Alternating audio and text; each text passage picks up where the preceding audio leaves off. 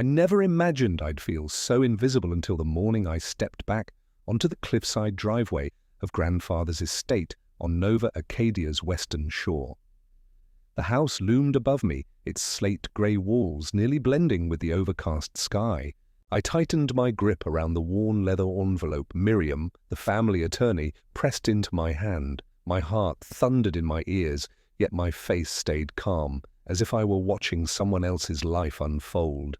2 days earlier, I had been in the gleaming boardroom of my parents' city penthouse. My older sister, Delilah, accepted the $10 million check with a polite smile and tucked it into her designer tote. When Teresa and Edward, my mother and father, turned to me, they said, "Earn your own, Tristan." Their words were polite, almost affectionate, yet their meaning was sharp as broken glass. I nodded without a word, turned, and left, my pulse hammering long after I reached the lobby. They believed I wouldn't come back. They thought I'd slipped into the background of my own life. Yet here I was, back where my grandfather had spent his last years, a place I hadn't visited in over a year. For a moment I stood at the bottom of the porch steps, listening to the wind rustle through the kelp in the tide pools below. Each breath tasted of salt and memory. Miriam's voice, soft and precise, broke the silence. He made it clear this must be opened here, with all family present. I swallowed and followed her across the threshold. The foyer's marble floor was cold under my shoes, the massive staircase coiled upward like a sleeping beast.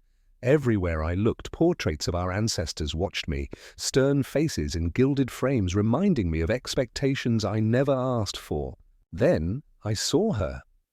Grandmother Eleanor perched at the top of the stairs like a queen surveying her realm. Her silver hair was pulled back, and the lines around her eyes deepened as she studied me. "You're late," she said, her voice steady. "They'll be here soon." I managed a curt nod. "I'm here." Below us, the drawing-room doors opened. I recognized the polished mahogany table, laid for a dozen but currently empty. China plates rimmed with cobalt sat beside crystal goblets that caught the dim light. I closed my eyes briefly. This table had been the scene of countless family gatherings, each marked by polite laughter and silent judgments. A storm rolled in offshore. The windows vibrated with the first gusts. I felt a thrill of anticipation. A murmur of arrival followed. My parents entered, flanked by Delilah. Mother's smile was practiced, father's composure nearly perfect. Delilah, poised in her tailored coat, gave me a fleeting look of surprise. None of them expected me. Grandmother descended the stairs in measured steps. When she reached the floor, she held out her hand for the envelope. "Give it to me." I hesitated, my fingers brushing the flap. Then I handed it over. She nodded to Miriam, who opened her briefcase and withdrew a thick stack of papers, the official will. But grandmother set them aside and produced a single sheet. Grandfather's final letter. The room grew still. I recognized his handwriting, broad and neat, with a slight tilt. My pulse zoomed. I watched as Miriam read the codicil aloud. "To my grandson, Tristan Mercer. If you are hearing these words, it means I have passed beyond the horizon I admired. While Delilah will inherit our coastal holdings and liquid assets, I entrust to you the Mercer Marine Research Institute at Point Willow, with all laboratories, vessels, and endowments. May you carry forward our commitment to the sea." Delilah's chair scraped back with a gasp. Mother's smile faltered. Father's jaw clenched. I saw betrayal flicker across their faces. But I stood still, letting the words settle like stones in my chest. When Miriam announced the remainder of the estate would be divided equally between us, Delilah exploded. "This is absurd! You promised me everything." Her voice cracked as she pointed at our parents, accusing them of deception. Father opened his mouth, but no words came. In that moment, I felt a curious calm. The legacy I had inherited was more than money, It was purpose, a place where my passion for marine biology could truly matter. The storm outside intensified, lightning etching the sky. I met grandmother's gaze and she nodded once, sharply. A single truth pulsed through me. I was finally seen. The wind had barely died down by the time I stepped onto grandfather's veranda again. The horizon was still streaked with the pale afterglow of dawn, and salt spray clung to my coat. I held the yellowed envelope in one hand, the promise of my new inheritance nestled inside, and everything else slipping away. "Morning, Tristan." Grandma's voice was gentle as she carried a steaming mug of coffee out to me. I accepted it gratefully, letting the warmth anchor me. She lingered in the doorway, framed by the carved oak, her silver hair illuminated by the soft, early light. "Thanks," I said, wrapping both hands around the mug. The porcelain felt familiar beneath my fingers, grandfather's favorite. She nodded. "Ready for the institute?" I took a breath and looked back at the house. Its slate shingles still clung to the roof like stubborn oysters. "Yes." "Let's go." We climbed into the old Land Rover, grandfather's faithful workhorse, and I slid into the passenger seat. The engine's rumble felt oddly comforting. As we wound down the cliffside road, I watched the world I'd left behind, the ornamental hedges, the manicured lawn, the distant sea foam breaking against black rocks. Serena had refused to join us, claiming she had more pressing appointments. I felt a twinge of regret that she wouldn't see this with me, but I also felt relief. This was my moment alone. When we arrived at Point Willow, the Drake Marine Research Institute stood against the sky like a beacon. Its white walls gleamed, and the tall observation tower reached up as if to catch passing gulls. I remembered those summers when grandfather had let me wander freely among the research vessels, teaching me to read the tide charts and identify plankton under a microscope. I hopped out and stretched, the sea breeze filling my lungs. Grandma followed, clutching her coat against the wind. A few staff members stood by the dock, lab technicians unloading crates, graduate students checking sensor arrays, a research assistant bustling past with a clipboard. Their faces registered surprise until I gave a small wave. "Dr. Mercer," called one of the technicians. "Mara," I remembered. "The photobioreactor in the West Wing grew twice its expected biomass last night. The samples are in Lab 3. I smiled at her enthusiasm. "Show me." Grandma watched as I strode past her into the main building. The interior smelled of salt water, ethanol, and humming electronics, a scent that had become part of my childhood. She followed more slowly, her eyes sparkling with pride. In Lab 3, I found the reactor's chambers aglow with emerald algal cultures. Tubes snaked along the walls, feeding nutrient solutions, while a digital display tracked pH and growth rates in real time. I traced the edge of the console. "This is fantastic," I murmured, turning to Mara. "What's your plan for the next phase?" Her grin was contagious. "I was thinking we adjust the light spectrum to mimic spring equinox conditions. Should push the growth another 10%. I nodded eagerly. "Do it, and prepare the draft for the grant proposal. We'll need funding for expanded trials." Mara scuttled off, already tapping at a tablet. I turned back to the reactor, feeling electricity in my veins. This was more than inherited wealth. It was living, breathing purpose. Grandma cleared her throat. "They're expecting you in the boardroom." I followed her through the corridors, past the mapping suite where holographic ocean currents swirled, and into the spacious boardroom lined with polished cedar panels. Floor-to-ceiling windows offered a panoramic view of the tide pools below, where juvenile oysters clustered on rocks. A long conference table was set with notebooks, tablets, and steaming mugs of coffee. At the head sat Dr. Caldwell, the Institute's long-time director. Beside him stood Serena, arms folded and expression guarded. My pulse skipped. I realized I'd never addressed the Institute's leadership before now. "Tristan," Dr. Caldwell greeted me, voice warm. "Welcome officially as our new Institute director." He motioned to an empty chair. "Please, sit." I did, feeling the weight of every gaze. Serena kept her eyes down, but I sensed her tension. He continued, "Dr. Mercer, I've prepared an overview of ongoing projects and budget needs. We'll need your approval on the coastal erosion monitoring expansion and the new microplastic filtration unit." He tapped a tablet, and a holographic presentation flickered to life over the table. Images of eroding shorelines, graphs of declining oyster populations, and schematics of a vessel-mounted filtration system glowed in mid-air. I examined each slide, recalling grandfather's passion for tackling real-world ocean challenges. When the presentation ended, I leaned forward. "I approve the erosion study expansion, and let's accelerate the microplastic unit's deployment. I want field trials within 3 months. Dr. Caldwell's brow lifted in surprise. Then he nodded vigorously. "Understood, Director Mercer." I turned to Serena, who finally met my gaze. Her lips parted as if to speak, but no words came. I offered a measured smile. "The Institute needs both of us. I hope you'll help."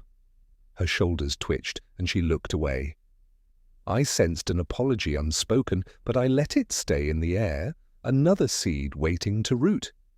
The meeting closed and staff filed out to carry orders into action. Grandma stood and gently touched my arm. "You did well." I exhaled, feeling a surge of gratitude. The Institute had accepted me, not merely as a darling grandson unworthy of fortune, but as its rightful steward. Outside, gulls wheeled overhead, and the ocean beckoned. In that moment I understood. I had not only inherited buildings and funds, but a legacy of purpose and the chance to chart my own course. As I stepped toward the dock, where research vessels bobbed gently, I felt grandfather's presence in the wind and in every whispered wave, and I knew I was finally home. I woke to the low hum of the tide gauges outside my window and the distant cry of gulls wheeling over the inlet. Light filtered through the lacy curtains in wavering patterns, painting my childhood room with moving shadows. For a heartbeat, I wondered if I still belonged here, then remembered the Institute's heartbeat was now mine to keep. Sliding out of bed, I pulled on a sweater of grandfather's and padded downstairs. The kitchen was warm with the scent of brewing coffee and toasted oats. Grandma stood by the stove, her back to me, humming a little tune. She turned, her eyes bright. "Morning, Tristan," she said, handing me a steaming mug. I wrapped both hands around it, grateful for the familiar ceramic warmth. "Ready for your first full day?" I nodded, swallowing a lump of anticipation. Absolutely. After a quick breakfast of eggs and sourdough, grandmother's house specialty, I slipped on my coat and followed her out to the Land Rover. The sun was higher now, glinting off the broken sea glass embedded in the gravel drive. The world felt new again. Our destination was the Greenhouse Bay, the heart of the Institute's agricultural trials. As we bounced down the dirt path, I recalled how grandfather had first shown me this place years ago. Sunlit aisles of vibrant leaves, rows of experimental wheat varieties, and the gentle hiss of misting systems that felt like a tropical rain shower. Today, the bay was restless with activity. Researchers in lab coats adjusting LED panels, assistants measuring pH in nutrient tanks, and a small team welding a mount for a new CO2 sensor. I hopped out and strode among them, my senses alight. "Dr.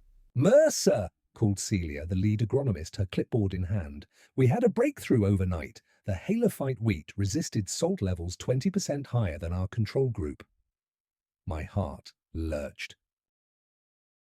Halophyte wheat thriving in high salinity could transform agriculture along coastlines worldwide. I crouched beside the test trays, lifting a pale green stalk to eye level. The roots were robust, curling in search of every drop of moisture. "This is incredible," I breathed. "Prepare the data summary for the press release, and let's draft a follow-up proposal for the coastal farming grant." Celia beamed. "Right away, Director Mercer." I caught Grandma's eye at the door. She gave a small, proud nod before slipping off to visit the student lab. I felt a tingle of gratitude. Her belief in me was a steady presence in the whirlwind of change. Next, I ventured to the marine microbiology wing, guided by a corridor lined with posters celebrating past discoveries. At the end stood a row of ultrasonic cleaners and centrifuges. Marcus, the junior microbiologist, greeted me with a vial of deep blue bacterial culture. These strains showed plastic-degrading enzymes at 50% efficiency, he explained, voice crackling with excitement. We've been testing on microbeads, should scale to larger debris next. I held the vial up to the light, watching the swirls of pigment. Excellent work. Let's set up a field trial with the coastal cleanup crew next week. And notify the patent office. I want intellectual property secured. Marcus's grin stretched ear to ear. Understood. By midday, I was standing on the observation deck outside Professor Lee's acoustic lab, where hydrophones captured the orchestra of whale songs and wave rhythms. The deck overlooked a sheltered cove where pods of porpoises often played. Professor Lee adjusted a transducer and looked up. Tristan, if you have a moment, we'd like to demonstrate the new AI filter that isolates individual calls from background noise. I stepped inside, where monitors pulsed with spectrograms. A whale's long, haunting tone cut through static until the software cleaved it into a pure, crystalline note. Goosebumps prickled my skin. It's breathtaking, I said quietly. Let's schedule a demonstration for the board at next month's meeting. She nodded, eyes shining. They'll be impressed. Late afternoon found me in the Student Collaboration Hub, a bright, open space ringed with whiteboards scrawled with equations and mind maps. A group of undergraduates clustered around a model desalination prototype. They looked up when I entered, faces a mixture of awe and determination. Good work, I told them, leaning in to examine the unit's copper coils. Let's refine the energy input metrics and scale it for field deployment in drought-prone areas. They nodded, already scribbling notes. I realized then how essential this place was, not only for research, but for nurturing the next generation. The sun dipped low as I finally paused at the dock, watching the waves lap gently against the hull of the research vessel MV Discovery. A gull cried as if applauding the day's progress. My phone buzzed with messages, data files from Celia, a draft proposal from Marcus, and an invitation to present at tomorrow's briefing. I closed my eyes and breathed in the salt air. Grandfather's vision lived here, in every experiment, every student, every breakthrough. And now it was mine to steward. I sent a quick reply. Count me in. Walking back up the path toward the main building, I felt the weight of expectation settle comfortably on my shoulders. For the first time, I understood what he meant when he said, "Carry forward our commitment to the sea." This wasn't just an inheritance of land and funds, it was a living mission, and I was ready to lead it into tomorrow. The morning light felt softer than usual when I arrived at the Community Outreach Center, a modest building tucked between low dunes and saltmarsh meadows. It was here, far from the gleaming white walls of the Institute, that I would meet the first class of the Young Ocean Stewards program I'd launched last week. My grandfather had always believed science belonged to everyone, not just ivory tower researchers, and today I intended to honor that belief. I unlocked the double-glass doors and stepped into a room humming with excitement. Long tables were arranged in a semicircle, each topped with small aquaria, microscopes, and leather-bound notebooks. Gifts from the Institute emblazoned with our motto, "Learn the sea's language, protect its future." 11 students, ages 12 to 15, sat perched on stools, their eyes bright and their chatter vibrant. "Good morning, everyone," I began, my voice steady even as my heart pounded. Faces turned to me with curious expectation. "I'm Dr. Mercer, and I'm thrilled you're here. This is your lab, your chance to ask questions no one else thought to ask, and to find answers that matter." A hush fell, punctuated only by the click of a camera as our program coordinator, Nia, documented the scene. I gestured to the microscopes. "Today, we'll examine plankton samples from the tide pools." These tiny organisms are the foundation of the ocean's food web. What we discover about them can tell us a lot about the health of the entire ecosystem. Hands shot up. A shy girl named Lila pushed her glasses up. What if we find something new, like a species no one's seen before? I smiled. Then you get to name it and write the paper. That's how science moves forward. We spent the next hour kneeling by the microscopes, murmuring observations. I drifted between stations, pausing beside Matteo, who was grappling to focus his lens. When his sample flickered into view, a swirl of translucent shapes, he gasped. "I see it," he whispered. "There's a moving dot. No, a tiny shrimp larva." "Excellent spotting," I said, guiding his adjustments. "Record its size, note its behavior, and sketch its form." His enthusiasm was infectious, and I felt grandfather's spirit in every thrilled exhale. After our hands grew damp and our notebooks filled with diagrams, I led the group to a whiteboard. Now let's think about what these observations mean. Why are shrimp larvae important? How do they affect local fisheries? A robust discussion emerged. Students argued about nutrient cycles and predator-prey relationships, scribbling equations and flowcharts. I hung back, marveling at their insights. These were kids from small towns where textbooks hadn't been updated in years, yet here they were, racing toward hypotheses that some seasoned scientists might hesitate to explore. When the bell rang, signaling lunch, I joined them at a folding table laden with sandwiches and fruit. Between bites, I asked about their schools, their dreams, and what drew them to ocean science. There was Amir, who wanted to design robotic submarines, Sophia, who envisioned herself as a marine mammal veterinarian, and Annika, determined to tackle plastic pollution. Each story brought a lump to my throat, reminders of why the Institute's mission stretched beyond patents and publications. After lunch, I introduced a hands-on challenge. Build a simple water filtration device using sand, gravel, and activated charcoal. The students dove in, layering their materials and testing drips into clear beakers. When a prototype leaked, they tweaked the design. When one student's filter yielded noticeably clearer water, cheers erupted. "Science is trial and error," I called out, grinning. "Every failure teaches us as much as success." By mid-afternoon, the center's director, Ms. Caldwell, no relation to the Institute's Dr. Caldwell, joined us. "Tristan, the parents are arriving," she said, ushering me aside. "They'd like a quick presentation before pickup." I nodded, feeling a renewed spark of energy. Together we arranged the students' drawings and data summaries along the walls. When parents entered, nearly 40 of them from fishermen to teachers, they peered in astonishment at the now organized displays. I stepped forward. "Welcome. Over the past 3 days, these young scientists have conducted real plankton surveys, designed microfiltration devices, and drafted proposals for local conservation projects. They've shown creativity, rigor, and passion." A hush settled again. Then a fisherman from Marshville raised his hand. "I never knew plankton could look so alive. I'm proud of my son and grateful for this program." Others nodded, some whisking away tears. In that moment, I felt the weight of my grandfather's legacy crystallize. The Institute's labs, the research vessels, the grants, they all existed so that a hesitant 12-year-old could discover her voice and pursue it.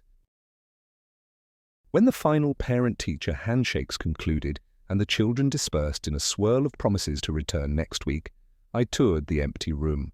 Notebooks still lay open, small droplets of seawater glistened on the tables. The innocence of dust motes drifting in afternoon light made the space feel sacred. I collected a stray sketch of a diatom frustule, an intricate geometric pattern the students had drawn, and tucked it into my pocket. Outside, the tide was turning, rolling in with a steady hush. I watched the salt-stained dunes until a breath of wind reminded me of Grandma's invitation, dinner at the mansion, to celebrate the program's launch. I walked back across the sand, heart full.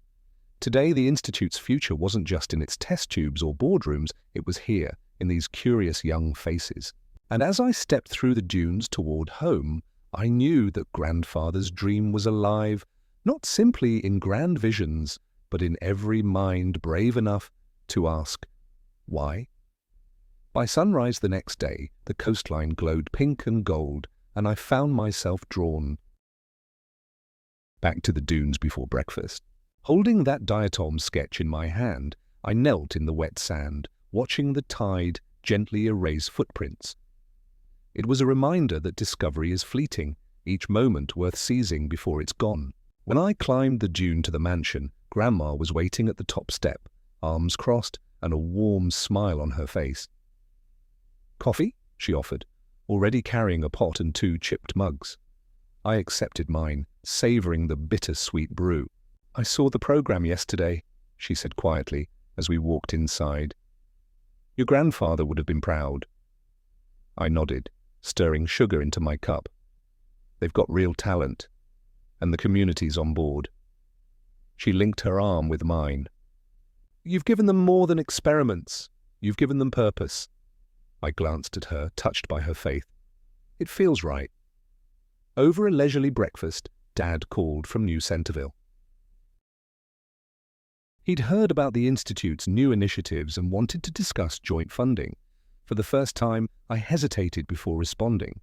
Our conversation was polite but guarded. He spoke of brand and legacy, but I realized I craved partnership rooted in genuine respect, not family obligation. After I hung up, Grandma patted my hand. "Will you speak with him again?" I exhaled. "Maybe, but only if he listens." The morning brought a flurry of meetings at the Institute. First, I met with the communications team to plan announcements for our next grant cycle. We decided to highlight student research, showcasing those young ocean stewards alongside our senior scientists. I drafted messaging that emphasized collaboration, science as a tapestry woven by many hands. Next, I joined Serena in the archival wing, of all places. She'd requested a tour of Grandfather's personal logbooks. I found her standing before a glass case of leather-bound journals, her posture tense. When she saw me, her stern facade cracked. "I wanted to see his notes," she said softly. "I've been thinking, maybe I was wrong." I registered vulnerability in her voice, something I'd never heard from her before. I stepped closer. "What changed?" Her fingers traced the spine of his final journal. I read his entries about the youth program. He wrote that real change happens when you give people hope. She paused, voice wavering. I missed my chance to help.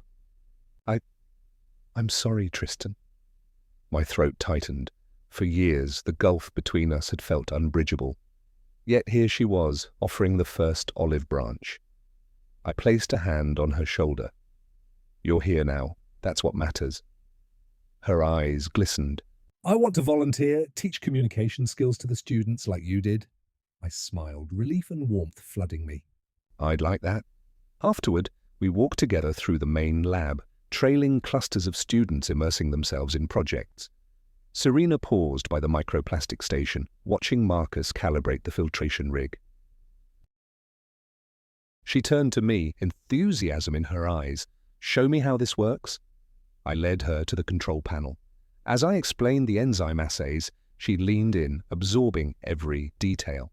It felt like carving a path toward shared purpose, no longer sister against sister, but partners in vision. That afternoon, I convened the first all-hands forum, inviting every researcher, staff member, and student to the conference hall. I stood at the podium, heart brimming. "Today marks a turning point," I began, looking over the crowd of eager faces.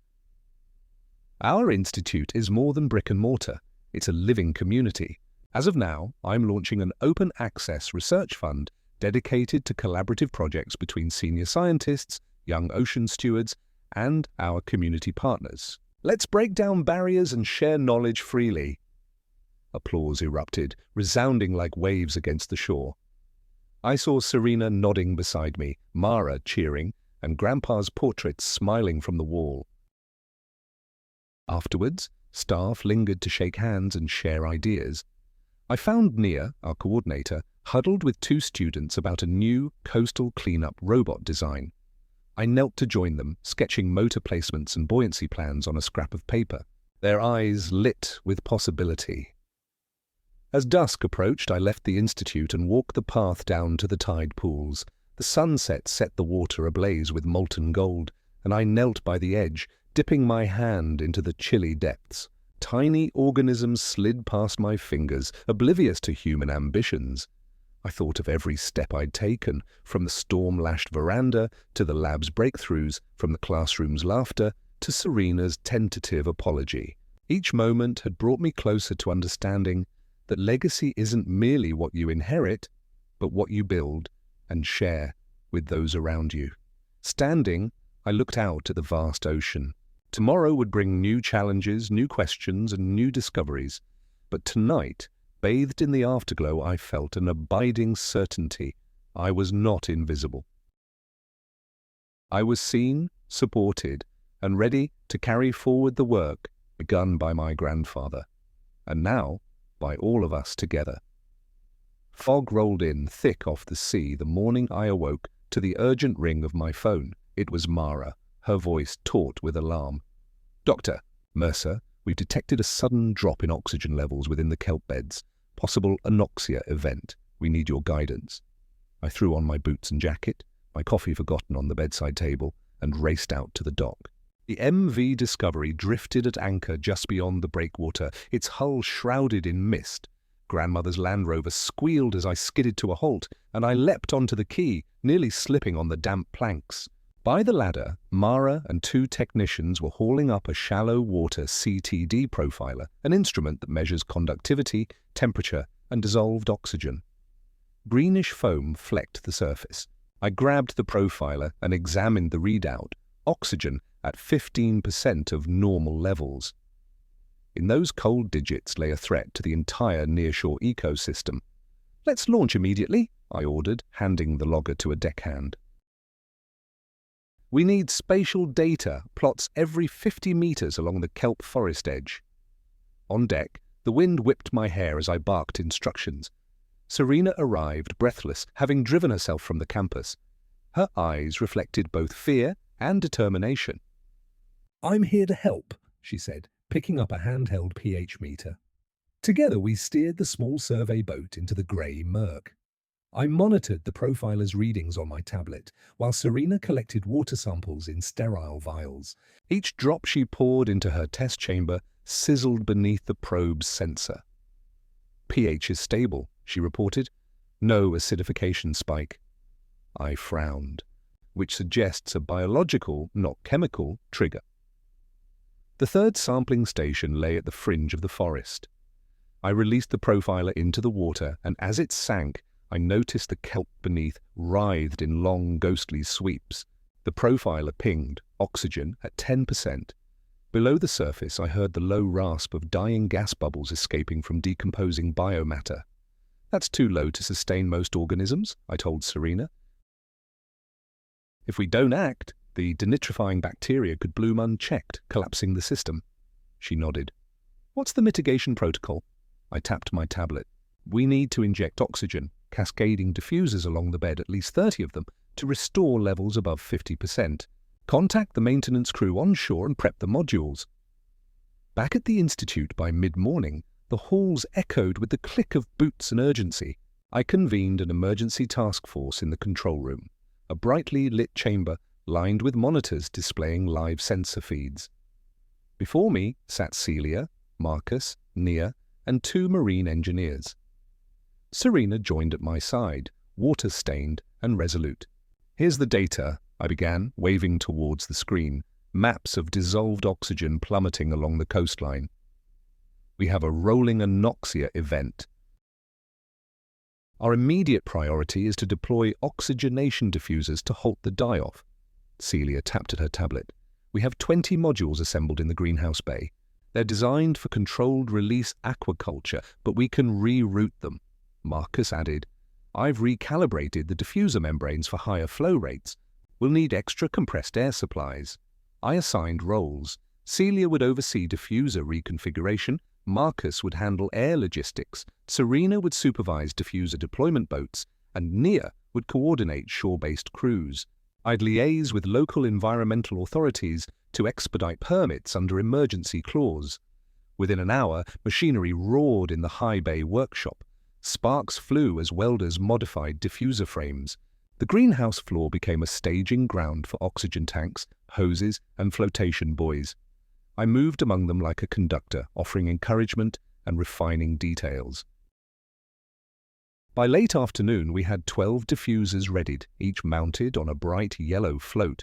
The sea's surface still bore patches of murky foam, but the horizon was clearer than at dawn. Serena stood beside me on the loading dock, water dripping from her sleeves. "We're running low on compressed air," she said. "They're filling tanks now, but we might only launch 8 units today." I clenched my jaw. "Deploy what we have. 8 is better than none. I'll call for an additional barge tomorrow at first light." The first boat pushed off, carrying 4 diffusers. Serena climbed aboard, balancing a buoy, while crew members strapped oxygen canisters in place. I watched as the boat disappeared into the grey, its lantern cutting a faint path through the mist. Night fell with no fanfare, but we sat in the control room, monitoring live readouts. Slowly, over the next 6 hours, oxygen levels in the immediate area climbed from 10% to 25%, then to 38%. Each incremental gain was met with muted cheers. I thought of grandfather's constant refrain: "Science is our lifeline to the planet." Tonight, that axiom felt literal. When oxygen levels surpassed 50% in our primary zones, I exhaled so hard I toppled from my chair. Serena was at my side, blinking in relief. "We did it," she whispered. I looked at her, tired but exhilarated. We did. Outside, the fog cleared enough to reveal the moon's pale arc. In its light, I saw the diffuser's bubbles rise like hopeful breaths sent back to the ocean. At that moment, I realized that inheritance was never about the assets. It was about stewardship.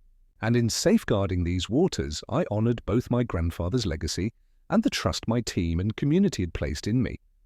Tomorrow, we would expand coverage, refine protocols, and publish our findings.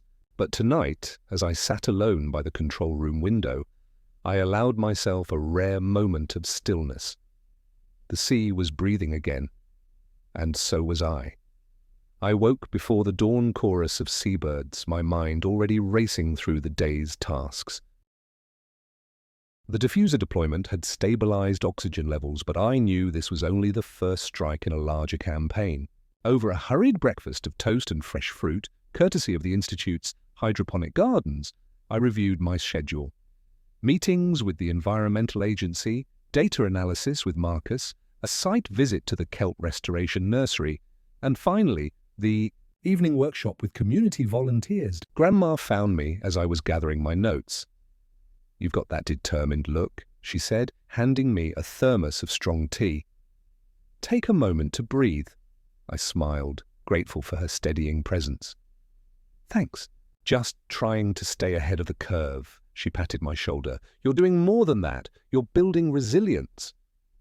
By 8 o'clock, I was back at the control room, where an environmental protection officer, Ms. Yamada, waited impatiently. Her arms were crossed, and her tablet displayed official seals from 2 different agencies. "Dr. Mercer, we've reviewed your emergency protocol," she began briskly. "You're cleared to deploy additional diffusers up to 100 units, provided you submit daily progress reports." I exhaled in relief. "Thank you. We'll deliver the first batch this afternoon." She eyed me skeptically. "And what's your plan for long-term monitoring and maintenance?" I tapped my tablet, bringing up a live dashboard of dissolved oxygen, temperature, and salinity across multiple transects. "We're installing autonomous sensor buoys every kilometer. Data will feed directly to this interface, and we'll use predictive modeling to forecast anoxia hotspots before they occur." Her eyebrows lifted. "Impressive. I'll expedite permit renewals for the buoys." As she left, I turned to Marcus and Celia, who had joined me. 6 months from now, we'll have a full network in place, and we'll start drafting the peer review paper on our diffuser methodology. Marcus grinned behind his glasses. "Already working on it." My next stop was the kelp restoration nursery on the east side of the peninsula. There, dozens of PVC spore collectors swung in the gentle currents, their surfaces glimmering with juvenile kelp fronds. Leading the nursery team was Lani, a passionate phycologist whose love for algae matched my own. "Tristan!" she called, stepping into the knee-deep water. "Look at this batch. Growth rates are 50% higher than last quarter." She pointed to a cluster of emerald blades, swaying in unison. I waded in beside her, brushing a frond between my fingers. These specimens are ready for outplanting. Let's prepare the transplants for Reef 2. If we can establish a new canopy there, it'll help sequester carbon and buffer wave energy. Lani nodded eagerly. I'll organize the dive team. We'll coordinate with Serena's boats for transport. As we planned logistics, I glanced toward the open ocean, where a patch of fog was lifting. The memory of dying kelp beds still haunted me, but these young transplants felt like hope incarnate. By midday, I returned to the Institute to meet with Serena and Dr. Caldwell in the boardroom. We sat around the polished table, tablets and data sheets spread before us. "Progress report?" Dr. Caldwell prompted. Serena began. "Oxygen levels have stabilized above 50% in zones 1 through 3, and our sensor network is 90% operational."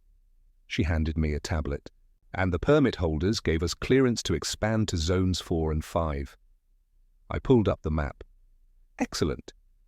I propose we outplant the new kelp in Zone 4 next week, while we continue diffuser maintenance in Zone 5. And we'll hold a community dive day, invite volunteers to help with the planting." Dr. Caldwell leaned back, nodding. "I like the community aspect.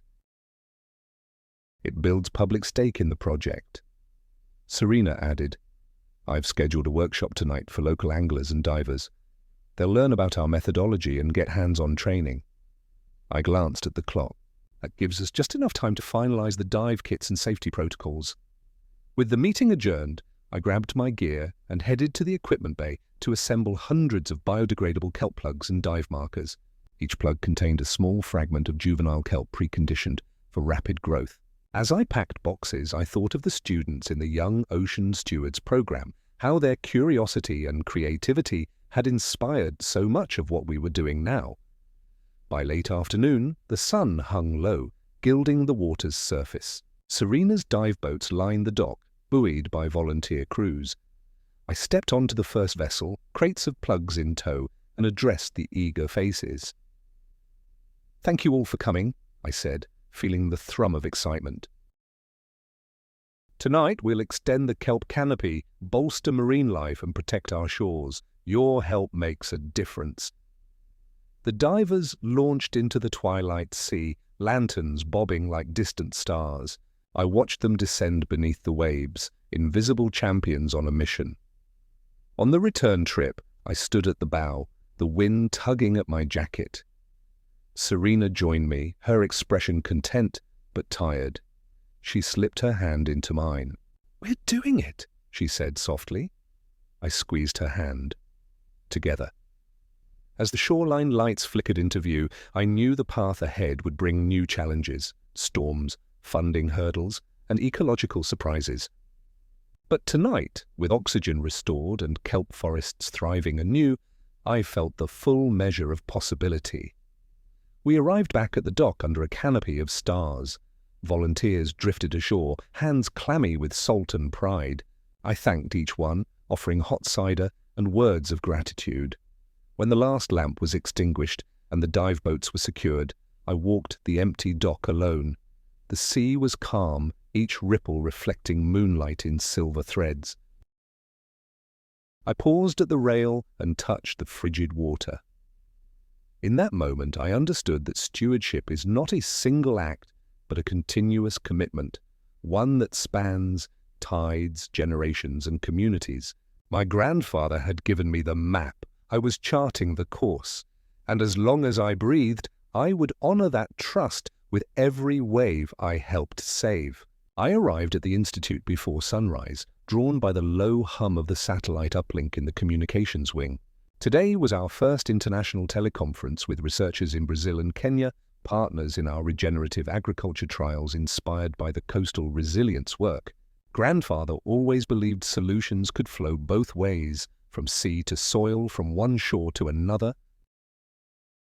Inside the dimly lit lab, sensors blinked on and off, and a large screen displayed 3 empty video panels waiting to fill with faces half a world away. I sipped my coffee, its warmth grounding me, and tapped my tablet. "Ready in 5 minutes?" "By 8 o'clock, Doctor." Alvarez's face appeared in the top window. Her lab in Sao Paulo was bright and bustling. Below her, Dr. A. Mwangi's office in Mombasa flickered into view, the afternoon sun gilding her desk. I took a steadying breath. "Good morning and good afternoon to our partners," I began. "Thank you for joining today's Regenerative Futures Forum. I'm Tristan Mercer, Director of the Drake Marine Research Institute. Let's dive into progress reports." Dr. Alvarez spoke first, outlining their kelp-based biofertilizer trials. "We've applied the algal extract to maize fields, and early indicators show a 35% yield increase." Her enthusiasm was palpable. I nodded.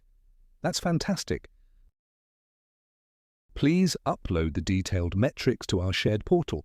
We'll integrate them into our next grant deliverable." Dr. Mwangi then described how our saline-tolerant wheat protocol had adapted to coastal soils near Kilifi, boosting harvest stability after storm surges. "The farmers are thrilled," she said, voice rich with pride, "and the community college is training local youth in the techniques."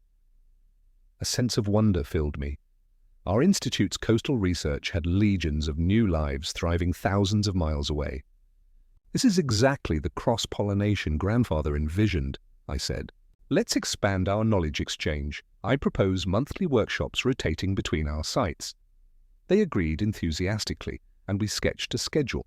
Brazil in June, Kenya in September, and Nova Acadia next December, coinciding with our annual Student Symposium. As the call ended, I powered down the uplink and leaned back, marveling at the global tapestry we were weaving. Just then, Grandma poked her head in, carrying 2 mugs of fresh-brewed tea. "You look like you just crossed oceans," she teased, setting the mugs on my desk. I smiled, accepting the warm mug. "I did." She raised an eyebrow. "What's next on your itinerary?" I checked my tablet. A field visit to the estuary restoration site, then a meeting with the grant committee, and tonight a dinner with potential philanthropic donors. She sighed. "I remember when your biggest worry was scoring well on your marine biology entrance exam." I laughed softly.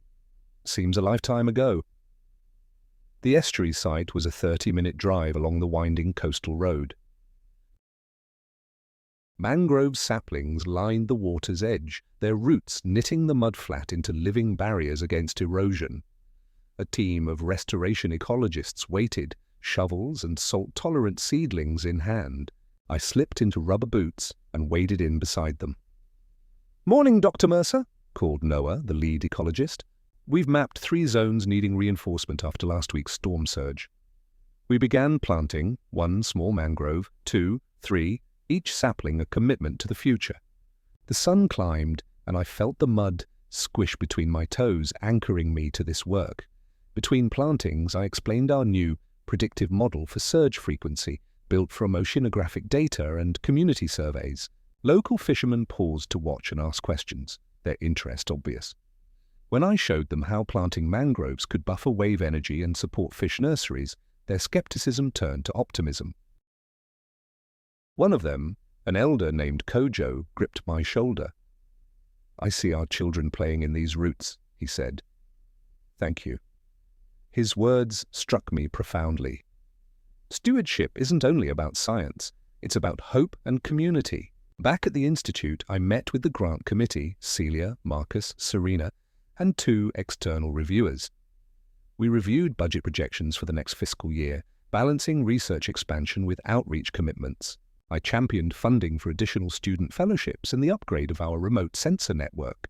After lively debate, the committee approved my proposals. When the chair announced unanimous support, I felt a surge of gratitude for this team, each member embodying grandfather's vision in their own way. That evening, I donned a navy blazer and joined Grandma at the mansion terrace for a donor dinner. Lanterns glowed among potted ferns, silverware gleamed, and gentle music drifted through the air. 3 benefactors, philanthropists in marine conservation, arrived and I guided them through our institute's journey, from a storm-tossed kelp forest to international agricultural partnerships, from student empowerment to community resilience. They listened, intrigued, and asked thoughtful questions about metrics and impact. Over courses of fresh-caught fish and citrus sorbet, I sensed their growing alignment with our mission. At the end of the evening, one donor slipped me an envelope. "Consider this seed funding," she said with a smile, "for your student fellowship program so more young scientists can find their place, as you did." I accepted it with a bow, heart swelling. Outside, the stars blanketed the sky, and the sea shimmered in the lantern light. When the guests departed, Grandma and I stood on the terrace, the soft clip of her knitting needles punctuating the night. "You did well," she whispered. I leaned into her embrace, feeling the weight of the envelope in my pocket. We did. Together. Under the vast heavens and the timeless tide, I knew our work was far from over, but also that we were exactly where we needed to be. Kennedy once said, "We choose to go to the moon." Tonight I felt we had chosen to protect the Earth, one wave, one child, one sapling at a time. 2 weeks later, I found myself pacing backstage at the Pacific Climate Summit in San Francisco, a towering glass pavilion overlooking the bay. My palms throbbed in my pockets, and I ran a hand through my hair as I listened to the tail end of the previous speaker's remarks on coral restoration. When the applause died, I took a deep breath and stepped forward to the podium. Under the bright stage lights, I felt both exposed and electrified. I adjusted the lapel microphone and looked out at the sea of faces: environmental ministers, tech entrepreneurs, NGO directors, and reporters hunched over notebooks. Above their heads, the Golden Gate Bridge's silhouette peeked through misty air, a reminder that this city had long been a gateway for ideas, for innovation, for change. "Good morning," I began, my voice steadier than I expected. "I'm Dr. Tristan Mercer, director of the Drake Marine Research Institute. 6 years ago, I stood in my grandfather's coastal home, overlooked by many in my own family. And today I stand here because of a vision rooted in stewardship and science. Our institute's journey from a converted barn at Harbour Point to a global research and outreach hub shows what's possible when we build bridges between disciplines and communities." I clicked a button on my remote, and the screen behind me lit up, with images of kelp forests swaying beneath the waves, students examining plankton under microscopes, mangrove saplings taking root in muddy estuaries, and smiling volunteers unloading research boats. The montage advanced to charts showing oxygen levels restored, crop yields increased, and community members trained in conservation techniques. "Tonight," I continued, "I have the honor of receiving the National Climate Innovation Award for our oxygenation diffuser network and our regenerative futures partnerships in Brazil and Kenya. But this award is not mine alone." I paused, letting the words sink in. "It belongs to every student who dared to ask why, to every fisherman who learned to plant a mangrove, to every researcher who shared data openly, and to every donor who believed in our mission." When I finished, the audience rose in a standing ovation that shook the pavilion's glass walls. I felt tears prick the corners of my eyes, tears of gratitude, of relief, of recognition. I accepted the Crystal Award with both hands, its facets gleaming like a carved wave. Backstage, Serena was waiting, her eyes bright with pride. She wrapped me in a tight hug. "You did it," she whispered. I laughed through my tears. We did it. That evening, after a gala dinner on a rooftop terrace, I slipped away to the balcony. The Pacific stretched out before me, the water dark and endless under a moonlit sky. In my jacket pocket was a small photograph of 10-year-old me, grinning in front of grandfather's kelp tanks. I pulled it out and pressed it to my heart. I thought of the path I'd walked, The cold confrontation at the will reading, the fury of my family, the quiet solidarity of Grandma, the careful reading of Grandfather's letter, the first steps at the Institute, the program for young ocean stewards, the emergency response to anoxia, the global partnerships, and the donor dinners. Each chapter had tested me, taught me, and propelled me forward. A soft voice interrupted my reverie. "Mind if I join you?" It was Dr. Alvarez, flown in from Brazil for the summit. She held 2 mugs of tea. "Please," I said, gesturing to a nearby chair. She handed me a mug, and we watched the fog roll in from the water. "Your story inspired our entire team," she said. "In São Paulo, students are designing new crop trials using your kelp biofertilizer model." I sipped the tea, its warmth a comfort against the cool night air. "And in Kenya, they're mapping salt-tolerant wheat across 24 coastal villages." She nodded. "Your institute started with saltwater labs. Look how far it's gone." A gentle swell of pride washed over me. It's only the beginning. The next morning, I boarded an early flight back to Nova Acadia, carrying the award and a head full of new ideas. On the drive home, I passed the same dunes where I'd planted mangroves and walked the paths where volunteers had labored under twilight lanterns. Fields of trial wheat stretched beyond the greenhouse complex, their stalks bending in the breeze like dancers mid-bow. When the Land Rover pulled up to the mansion, Grandma was waiting on the porch, knitting needles, clicking in the dawn light. She straightened when she saw me, eyes bright and expectant. I came around the hood and handed her the crystal award box. "For you," I said softly. "Your faith made this possible." Her hands trembled as she opened the box and lifted the award. "He would have been so proud," she whispered. I nodded, choking back emotion. "So am I." That afternoon, I visited the Institute. The labs glowed under fluorescent lights and the halls hummed with purposeful energy. Students escorted me to Lab 3, where Mara showed me the next generation of diffusers, sleeker, more efficient, and ready for deployment in threatened coral lagoons. Celia and Marcus waited to demo mangrove sensor prototypes, and Serena led a group of anglers in net-making tutorials for community reef restoration. I moved through each room like a traveler returning home, greeted by smiles, laughter, and the occasional high five. Each display of young notebooks, algae cultures, and student posters was a testament to the renewed wonder I'd seen in first-year stewards. Late in the day, I stood at the glass-walled observation deck, watching the tide roll in. The Institute grounds sloped down to the water in neat terraces, kelp nurseries, mangrove groves, salt-tolerant crops, and the docking station where research vessels bobbed gently. In that moment, the award back in my hand felt less like a personal triumph and more like a milestone on a shared journey. I closed my eyes, inhaling the briny air. The sea was speaking its own language, one of resilience, possibility, and renewal. I had learned to listen. And now, as director, as steward, and as grandfather's legacy bearer, my promise was clear. I would carry forward this commitment to the sea and to every life it sustained for as long as I drew breath.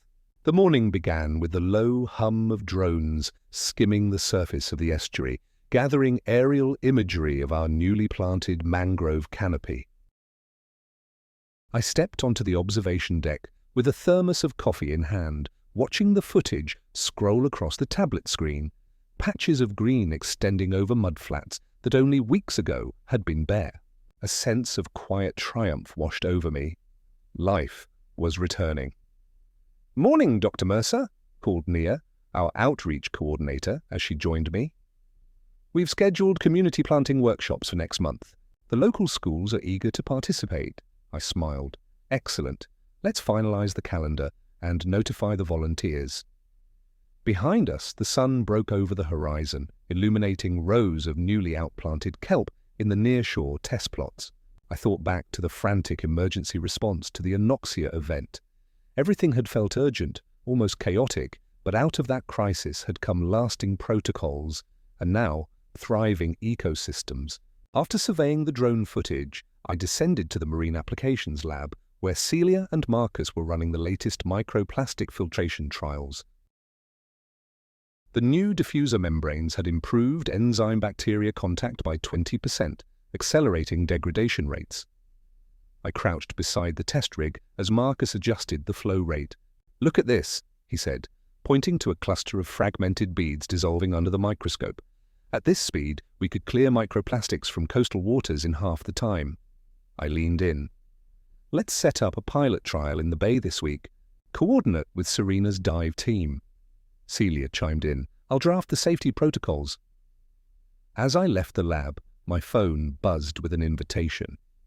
Grandmother wanted me at the mansion for afternoon tea. She'd been hinting at a family gathering, and I sensed she had something important to share. I tucked the phone away and made my way to the student hub, where a group of interns were mapping out plans for our upcoming Ocean Innovators Expo. The whiteboard was covered in sketches of interactive exhibits, tide pool touch stations, virtual reality dives, and a live demonstration of oxygen diffusers. "These interactive demo stations will help visitors understand our work firsthand," said Tara, one of the interns, her eyes alight with excitement. "Kids can see how pH changes affect plankton under a microscope, while adults learn about kelp biofuel applications."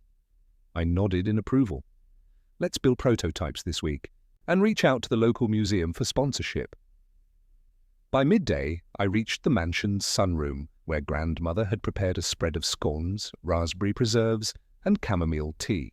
The light filtered through the stained glass windows, casting colourful patterns on the Persian rug. She beckoned me to sit. "I've been thinking," she began, pouring tea into delicate china. "It's time we marked the anniversary of your grandfather's passing with a tribute, something that honours both his memory and the community he loved." I sipped the tea, its floral warmth calming. "What did you have in mind?" She reached into her knitting basket and produced a small, weathered map, Grandfather's original sketch of the coastal property. This map was his blueprint for restoration. "I want to frame it in the foyer of the Institute, alongside a plaque commemorating each milestone you've achieved." I felt a lump in my throat. "That means more to me than any award." She smiled, her fingers brushing the map's creases. "He believed that legacy is built one choice at a time. These last 10 years, every student you taught, every reef you restored, you've honored him." We sat in comfortable silence, the sun's warmth easing into our bones. Later, I drove back to the Institute with the map secured in the front seat, imagining it hung in the foyer, a testament to the journey from house to harbour, from promise to purpose. In the afternoon, I convened a design review for the Ocean Innovators Expo with our communications and exhibit teams. The room buzzed with energy as they refined layouts and drafted copy. I offered feedback on sequence flow, suggesting that visitors begin with the kelp forests, move on to water filtration demos, and conclude in the estuary reflection space, where they could plant a virtual mangrove seed using interactive tablets. When the meeting adjourned, I headed to the coastal restoration site with Serena. We climbed into her boat and scanned the horizon, juvenile mangroves now stretched in tidy rows, their aerial roots already catching silt and fostering new invertebrate habitats. "I never thought I'd care so much about seedlings," Serena admitted, tightening her coat against the breeze. I laughed. "Neither did I until I saw what they can do." She nodded thoughtfully. "Thank you for bringing me into this." I watched the water play silver in the late-day sun. "Thank you for staying." As we returned to the dock, I felt the full resonance of every decision, every setback, every triumph. My grandfather's estate had once been a source of family conflict and painful omissions. Now it was a source of life, renewing ecosystems, empowering students, and uniting communities across oceans. That evening, I placed Grandfather's map in the foyer, its faded lines now bathed in new light. Beneath it, a brass plaque read, "In honor of Walter Mercer, whose vision sowed the seeds of stewardship. Presented on the 10th anniversary of his passing by his son, granddaughter, and the countless lives he inspired. Standing there, I realized that the greatest inheritance is not wealth, but the chance to write one's own story, rooted in the past, branching toward the future, nourished by choices made with courage and compassion. And as the tide whispered against the shore beyond the entrance, I knew the story was far from over. The morning light slanted through the tall windows of Grandfather's original study, illuminating the dust motes that danced above the rosewood desk. I had returned to the mansion to oversee the installation of Grandfather's map and plaque, but the stillness of the room pulled me into memory. Here I had first learned of his ocean research, seated on his knee as he showed me tide charts and algae samples. I let my fingers brush the desk's polished surface, its grain warm beneath my touch. Then I turned to the wall where the framed map now hung, a testament to vision and perseverance. Standing back, I studied the brass plaque's engraved words, feeling the weight of each sentence. Not just a memorial, but a promise to carry his mission forward. A soft knock broke my reverie. Grandma entered carrying 2 steaming mugs of chamomile tea. "Ready for the dedication ceremony?" she asked. Her eyes shone with pride. I nodded, taking a mug. More than ever. Outside, the Institute's lawn was dotted with chairs and a small dais. Staff, students, and community partners gathered in the gentle breeze. Serena stood beside the podium, her face serene. I stepped forward, adjusting my jacket, and took the mic. Today, we honor Walter Mercer, not simply as a family patriarch, but as a man whose passion for the sea seeded a global movement. His blueprint, I gestured to the map behind me, guided us through kelp forests, estuary revivals, and beyond. May his vision continue to inspire every person who walks these halls. The applause that followed felt like waves breaking in unison. I glanced at Serena, who squeezed my hand, and then at the staff, many wiping eyes. Even the weather seemed to bless the moment. A lone gull cried overhead before gliding away toward the horizon. After the dedication, I invited guests inside for a tour of the restored study. Alumni from the Young Ocean Stewards program stopped to share how Grandfather's teachings had shaped their careers. One was now a marine policy advocate in Brussels, another led coral propagation projects in Palau.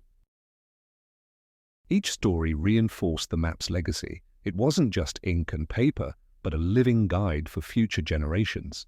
As the tour concluded, I slipped away to the greenhouse courtyard where interns tended experimental halophyte wheat and seaweed bioreactors. I found Mara crouched over a tray of seedlings. "How are they doing?" I asked. She wiped her brow. "Stronger every day. We've just started a new growth trial under simulated storm conditions." I watched the young shoots bend under a fine mist, then straighten as the mist ceased. "Just like us," I said softly. She smiled. "Exactly." Afternoon brought an invitation I hadn't expected, a student-led symposium in the Community Outreach Center. I joined the circle of young researchers, each presenting micro-projects, one analyzing microplastic accumulation in beach sand, another modeling currents to predict algal blooms. When my turn came, I sat cross-legged among them and asked questions. What surprised you most? How could this project benefit local fishermen? Their thoughtful answers demonstrated not only knowledge but empathy and creativity. One girl, Naomi, handed me a small model of a water filtration unit she'd built from recycled plastic. "I want to help people without buy-in to expensive equipment," she said. I examined her model, imperfect but ingenious, and felt a surge of hope. This could be scaled up for rural communities, I told her. "Let's prototype your design at the lab next week." Her grin lit up the room. The other students clapped, and I realized that mentorship was one of the greatest inheritances I could offer. As dusk fell, I returned to the mansion for a quiet dinner with Serena and Grandma. In the dining room, Grandfather's favorite painting, a stormy seascape, hung above the sideboard. Over roasted vegetables and fresh-caught fish, we spoke of next year's plans. launching a new fellowship in marine agriculture integration, expanding our international partnerships to Southeast Asia, and hosting an annual summit for young ocean. Innovators. Serena reached across the table and raised her glass of iced tea. To Grandpa's map and to the stories we haven't written yet. I clinked my glass against hers. To stories yet to come. Later, I wandered back to the study one last time before bed. The map's soft glow seemed to pulse with possibility. I ran my hand along its faded contour lines, Grandfather's hand still guiding mine. Closing the study door behind me, I carried his legacy forward, not as a burden, but as an open invitation to explore, to protect, and to dream. And as I stepped into the corridor, I knew that each new chapter would be written by all who dared to ask why and to act upon the answer. The morning air was crisp when I arrived at the new Coastal Innovation Lab, a sleek glass facility built on reclaimed wetlands just south of Harbour Point. Decommissioned fishing docks had been transformed into model sediment traps and wave attenuation prototypes, an ambitious extension of our shoreline resilience program. I stepped inside the lobby, where a digital tide clock ticked down the hours to our grand opening ceremony. I paused to take it in. Sunlit atrium, live wall of salt-tolerant succulents, and interactive kiosks inviting visitors to explore climate data. Then I spotted Serena near the auditorium entrance, clipboard in hand, and a quiet look of excitement on her face. "You look ready," I said, slinging my jacket over a sleek steel bench. She smiled. "I've confirmed the catering, tech runs through the presentation once more, and the press arrives in 30 minutes.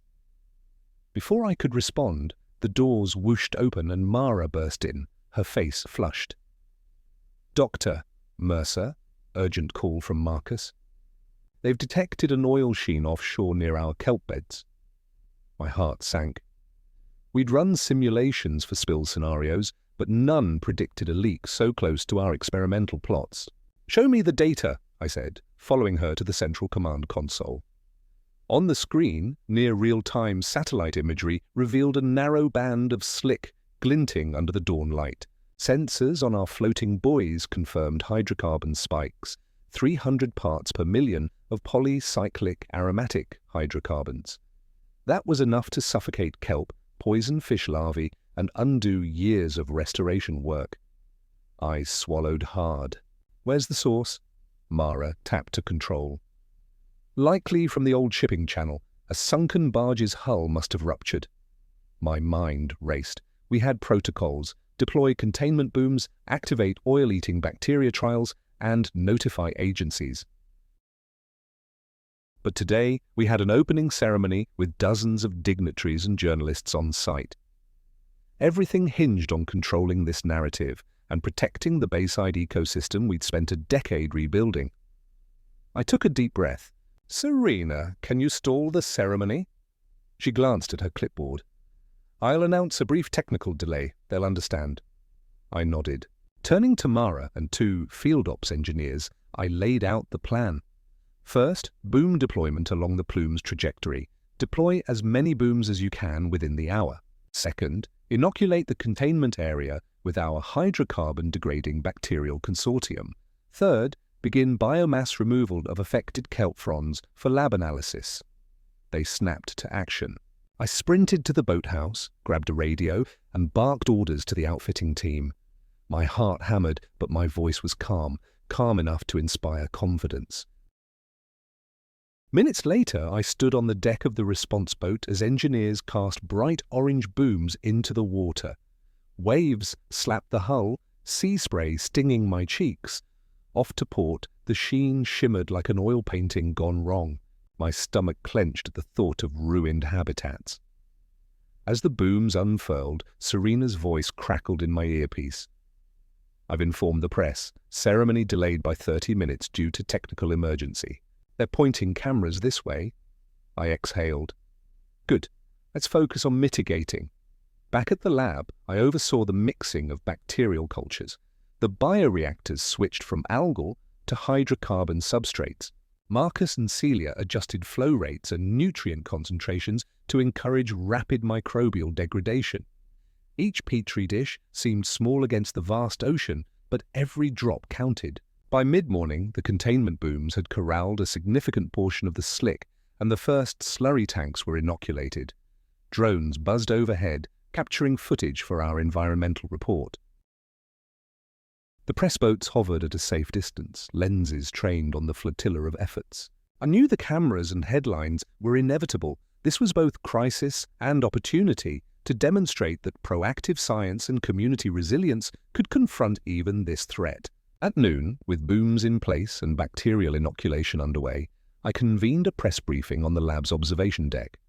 Journalists jostled for position as I stepped forward, lime green safety vest zipped up over my shirt.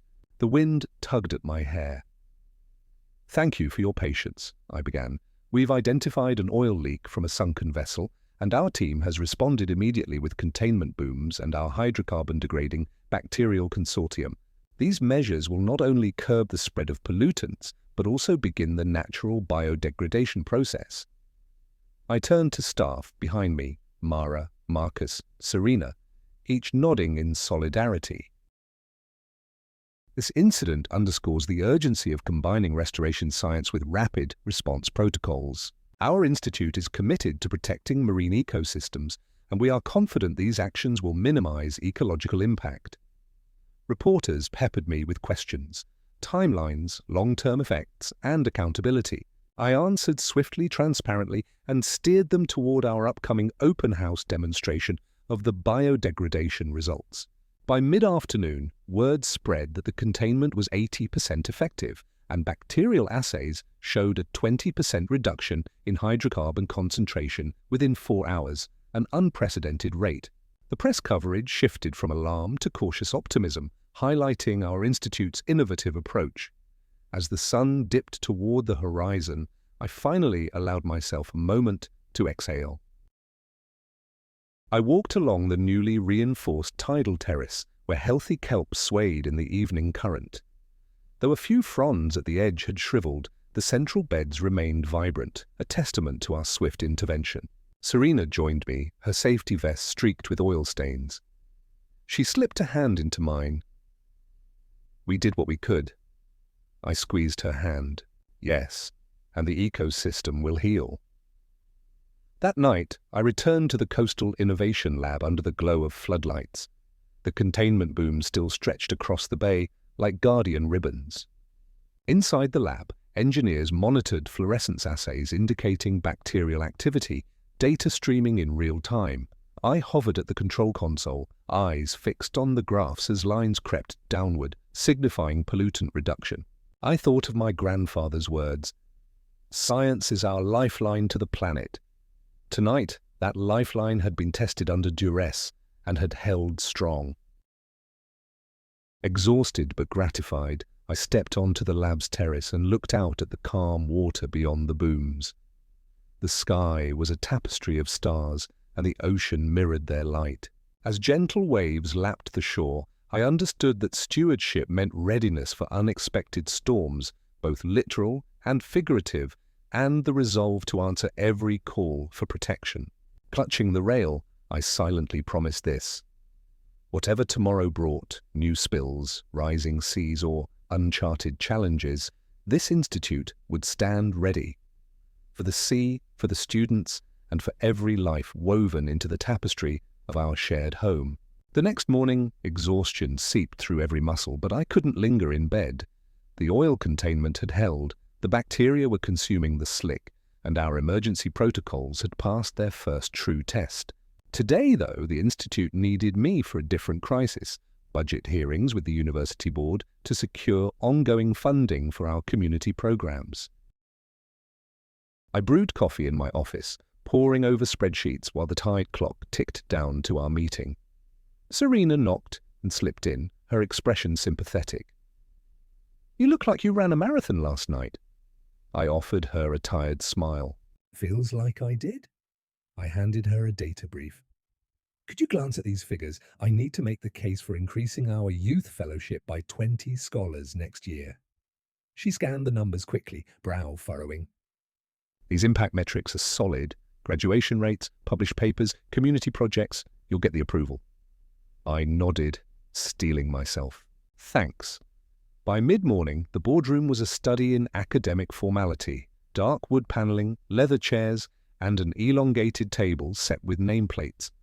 A dozen professors and trustees sat, their gazes polite but probing. At the head, Dean Hernandez cleared his throat. "Dr. Mercer, we appreciate your report on the spill response," he began. "However, fiscal constraints require us to reassess fellowship expansions." My pulse quickened. I rose, smoothing my suit jacket. "Dean, members of the board, our youth fellowship isn't an expense, it's an investment. Last year alone, our fellows delivered 15 community workshops, mentored over 200 students, and co-authored 7 peer-reviewed studies. These efforts enhance our institute's reputation and fulfill our civic mission." I clicked a slide showing smiling students in tide pools, parents applauding their discoveries, and headlines lauding our crisis response. Moreover, the fellows helped develop the rapid response diffuser protocols, directly contributing to our successful oil spill mitigation. At the slide's end, I locked eyes with each trustee. If we cut fellowships now, we lose the very drivers of innovation, those who bridge science and society. A hush fell. Then Dean Hernandez nodded slowly. "Your argument is compelling. We'll approve the full 20-scholar expansion, contingent upon annual performance reviews." Relief washed over me. The board applauded lightly as I returned to my seat. Serena slipped me a congratulatory nod. I exhaled, gratitude and adrenaline mingling. That afternoon, I walked the corridors of the Institute, buoyed by the board's support.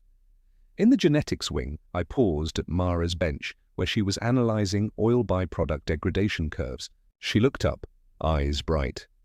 "Congrats on the budget win," she called, offering me a still warm cup of tea. "I owe you one." I chuckled, accepting the tea. "Just keep up the good work." Next, I checked on the student makerspace, where interns were constructing a prototype tidal energy harvester from scavenged scrap metal. I knelt beside them as they fine-tuned rotor angles. "That's a 15-degree tilt, ideal for our currents," I said. "Let's run a small-scale test in the bay next week." Their cheers reminded me that innovation thrived on hands-on learning. As evening approached, I retreated to the estuary boardwalk for a moment of solitude.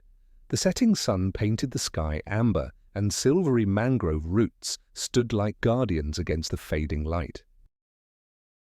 I closed my eyes and listened to the gentle lapping of water and the distant croak of herons settling in for the night. My phone buzzed, an email from Dr. Alvarez forwarding a request to co-chair a new international consortium on marine agriculture synergy. The invitation felt like recognition of our global work and a new chapter of collaboration. I tapped a quick reply, eager to accept. Walking back, I passed a chalkboard sign outside the community center. "Plankton poetry reading tonight. All welcome." My lips curved into a smile.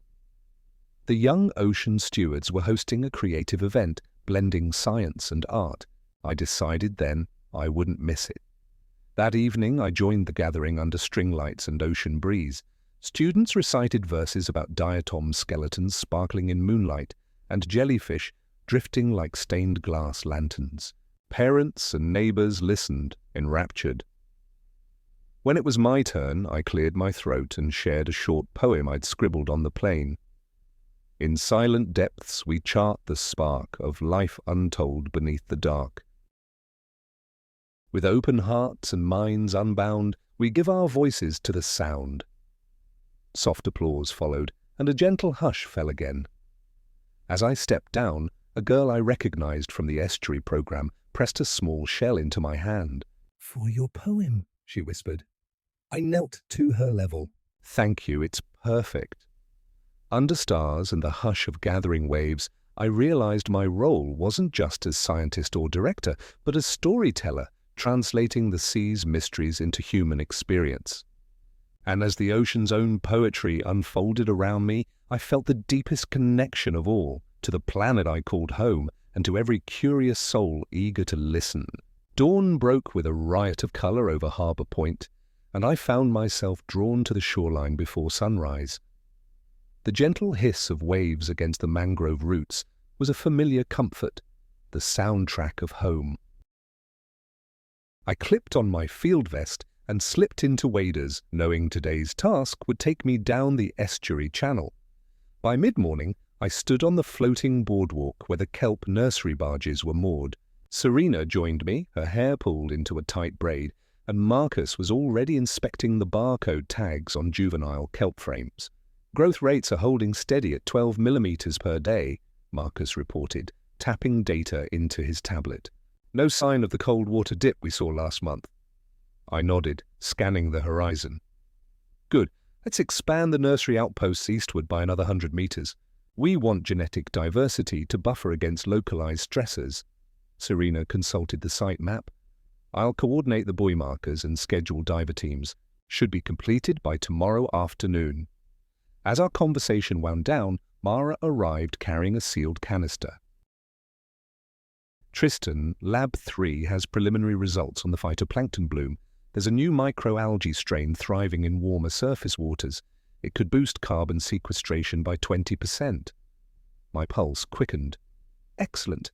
We need to sample its lipid profile for biofuel potential and run toxicity assays. Let's fast-track those experiments." With assignments in place, I grabbed my notebook and walked the nursery's edge. Each barge was planted with experimental kelp strains, their fronds dancing in the tidal current. I paused at one frame, labeled Line Delta-4, the cold-tolerant cultivar we'd engineered last year. Its robustness had been a revelation during winter storms. A faint honk alerted me to an incoming skiff.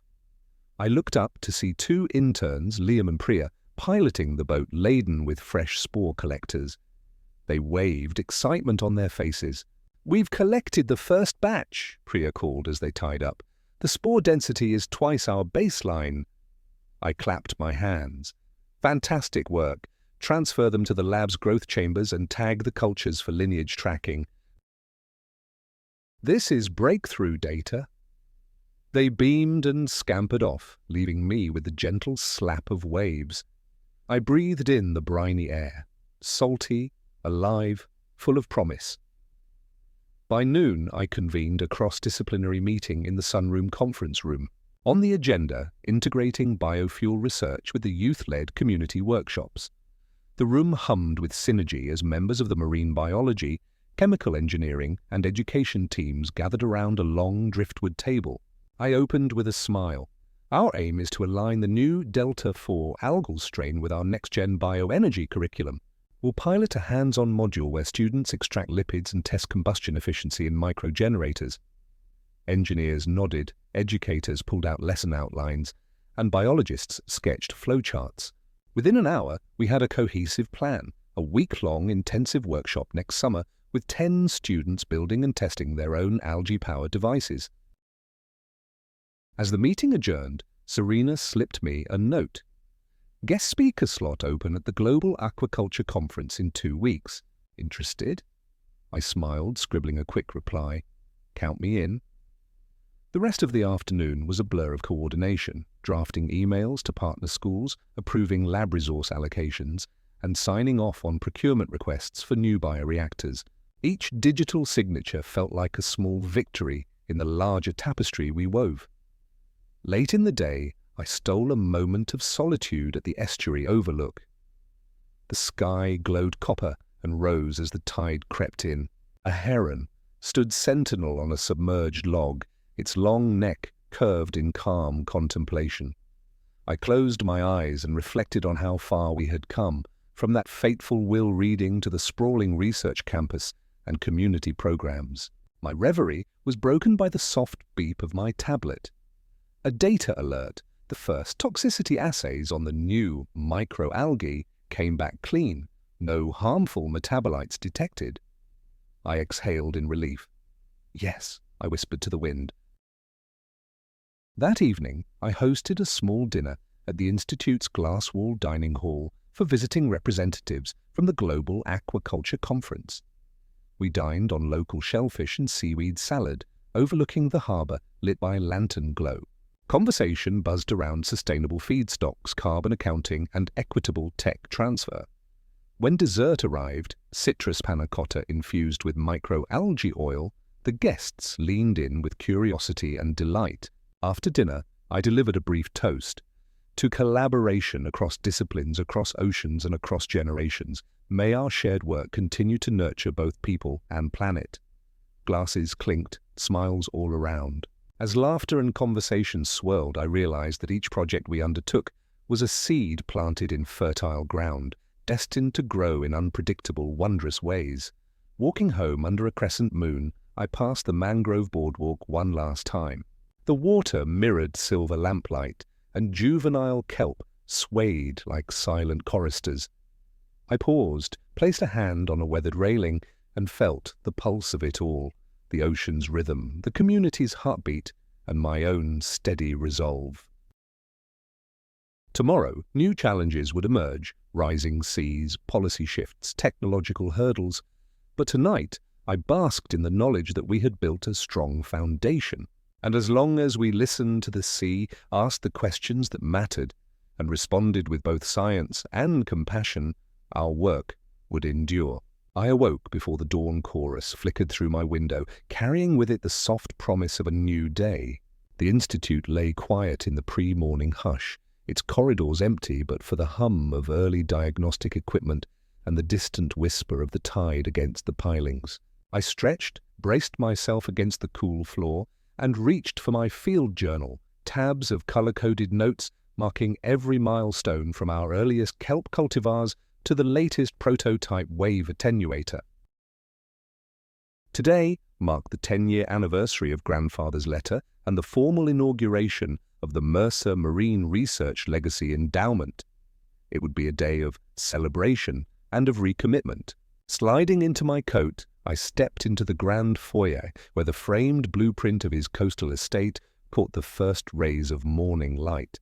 I paused, running a fingertip along his hand-drawn tide lines, marveling at how a simple sketch had grown into a global movement. In the boardroom, Serena and I exchanged determined smiles.